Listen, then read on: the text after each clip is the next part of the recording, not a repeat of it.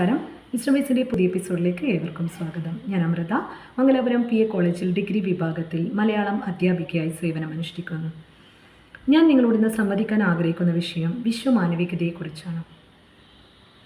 ലോകത്തിലുള്ള എല്ലാ മനുഷ്യരും തുല്യരാണ്, സമന്മാരാണ് എന്ന ചിന്ത.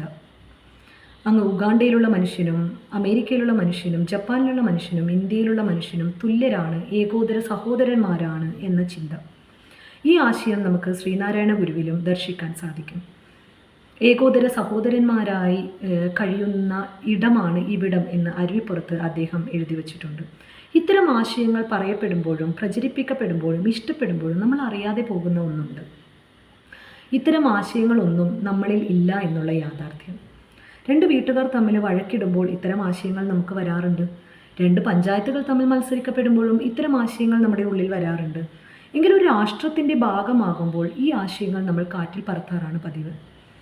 ആക്രമിക്കൂ, വിജയിക്കൂ, തകർക്കൂ എന്നുള്ള ആശയം മാത്രമേ നമ്മൾ കാണാറുള്ളൂ.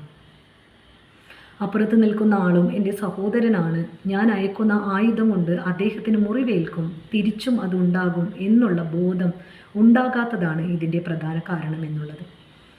രാഷ്ട്രത്തിനപ്പുറത്തേക്ക് സ്വകാര്യതയിലേക്ക് എൻ്റേത് എന്ന ചിന്ത വരുമ്പോൾ മാത്രമേ ഈ ആശയത്തിന് പ്രാധാന്യം കൂടുകയുള്ളൂ. ലോകാ സമസ്ത സുഖിനോ ഭവന്തു എന്ന്, ലോകത്തിലുള്ള എല്ലാ ജീവജാലങ്ങൾക്കും സുഖം പകരട്ടെ എന്ന്. തത്വമസി, അത് നീയാകുന്നു. അഹം ബ്രഹ്മാസ്മി, ഞാൻ ബ്രഹ്മമാകുന്നു. ഈ ചിന്തകൾ ഓരോ മനുഷ്യനിലും ഓരോ വ്യക്തികളിലും ഉണ്ടായിരിക്കണമെങ്കിൽ ഈ ആശയത്തിൻ്റെ പ്രാധാന്യം നമ്മൾ ഓരോരുത്തരും മനസ്സിലാക്കേണ്ടതുണ്ട്. പുതിയ കാലത്തെ യുദ്ധങ്ങൾ തന്നെ എടുത്തു നോക്കിയാൽ ഉക്രൈനിലെ യുദ്ധം, റഷ്യൻ യുദ്ധങ്ങൾ, പലസ്തീൻ ഇസ്രയേൽ യുദ്ധങ്ങൾ, ഇന്ത്യ പാക് യുദ്ധങ്ങൾ, എല്ലാത്തിൻ്റെയും അവസാനം ജയം മാത്രമല്ല, വിഷമങ്ങളും സങ്കടങ്ങളും നഷ്ടങ്ങളും മാത്രമാണ്. മഹാഭാരതം, ഇതിഹാസങ്ങളിലൊന്നായിട്ടുള്ള മഹാഭാരതത്തിൽ പറയുന്നുണ്ട് ഏറ്റവും അവസാനം ഇതൊന്നും ഒരു വിജയമേ അല്ല എന്ന്. നഷ്ടങ്ങളും വേദനകളും മാത്രമേ ഈ യുദ്ധങ്ങൾ നൽകുന്നുള്ളൂ എന്ന്. ഐലിൻ കുർത്തിയെ പോലുള്ള ബാലൻ്റെ മുഖങ്ങൾ എല്ലാ യുദ്ധമുഖങ്ങളിലും നമ്മൾക്ക് വേദനയാകാറുണ്ട്. ഇത്തരം മുഖങ്ങൾ തന്നെയാണ് എല്ലാ യുദ്ധങ്ങളുടെയും അവസാനം നമ്മൾ കാണാറുള്ളത്. ഈ യുദ്ധങ്ങൾ ഉണ്ടാകുന്നതിലൂടെ എല്ലാ ജീവജാലങ്ങളെയും നമ്മൾ ഓർക്കേണ്ടതുണ്ട് എന്നതാണ്, അതിൻ്റെ മഹത്വം എന്താണ് എന്നുള്ളത് തിരിച്ചറിയേണ്ടതുണ്ട് എന്നതാണ് പറയാനുള്ളത്. നമുക്കറിയാം, തെരുവിൽ പാർക്കുന്ന ഒരു വ്യക്തിക്ക് നമ്മൾ ഭക്ഷണം പ്രദാനം ചെയ്താൽ ആ വ്യക്തി തൻ്റെ കൂടെ കിടക്കുന്ന ജന്തുക്കൾക്ക് കൂടി ആ ഒരു ഭക്ഷണം ദാനം ചെയ്യുന്നത്. അതിൻ്റെ അർത്ഥം എന്താണ്? അദ്ദേഹത്തിന് വിശപ്പിൻ്റെ വില, അതിൻ്റെ കാഠിന്യം എന്താണ് എന്ന് തിരിച്ചറിയാനുള്ള ബോധമുണ്ട് എന്നതാണ്. ഒരു കഥയുണ്ട്. ഒരു ജയിൽവാസം കഴിഞ്ഞു വരുന്ന ഒരു വ്യക്തി ആദ്യം ചെയ്തത് തൻ്റെ വീട്ടിൽ പോയിട്ട് ആ വീട്ടിൽ കിടക്കുന്ന നായയെ കൂട് തുറന്ന് സ്വതന്ത്രനാക്കി എന്നുള്ളതാണ്. കാരാഗൃഹത്തിൻ്റെ അല്ലെങ്കിൽ സ്വാതന്ത്ര്യത്തിൻ്റെ മഹത്വം എന്താണെന്നുള്ള തിരിച്ചറിവ്. ഈ തിരിച്ചറിവ് ഇല്ലാതെ പോകുന്നു എന്നതാണ്. യുദ്ധമുഖത്ത് എന്ത് സംഭവിക്കുന്നു എന്നുള്ള ബോധം നമ്മളിൽ ഓരോരുത്തരിലും ഇല്ലാതെ പോകുന്നതാണ് ഇത്തരം ആശയങ്ങൾക്കുണ്ടായ പ്രധാന കാരണം എന്നത്. നമുക്കറിയാം, ഇതും ഒരു മാർക്കറ്റിംഗ് തന്ത്രം മാത്രമാണ് എന്നുള്ളത്.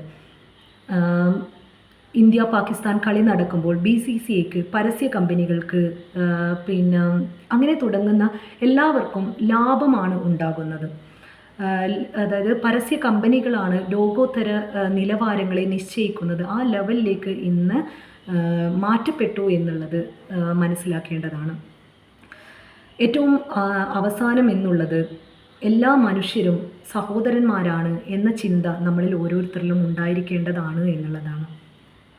ഇതേ ആശയം തന്നെയാണ് എല്ലാ വിദ്യാലയങ്ങളിലും വിദ്യാർത്ഥികളും കൊണ്ടുപോകേണ്ടത്.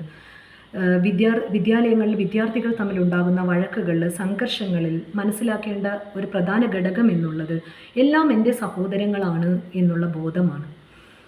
ഒരു നല്ല വ്യക്തി ഉണ്ടാകുമ്പോൾ മാത്രമേ ഒരു നല്ല സമൂഹം ഉണ്ടാവുകയുള്ളൂ. ഒരു സമൂഹം ഉണ്ടാകുമ്പോൾ മാത്രമേ ആ സമൂഹത്തിന് മാത്രമേ നല്ല ജനതയെ വാർത്തെടുക്കാൻ കഴിയുകയുള്ളൂ. ആ ജനതയ്ക്ക് മാത്രമേ ഒരു നല്ല രാഷ്ട്രത്തെ ഉടലെടുക്കാൻ സാധിക്കുകയുള്ളൂ. ഇത്തരം നല്ല രാഷ്ട്രത്തെ ഉടലെടുക്കാൻ പുതിയ തലമുറയ്ക്ക് വിദ്യാലയങ്ങളിലൂടെ നല്ല പ്രവൃത്തി പരിചയത്തോടുകൂടി സാധിക്കട്ടെ എന്ന് ആശംസിക്കുന്നു. നന്ദി, നമസ്കാരം.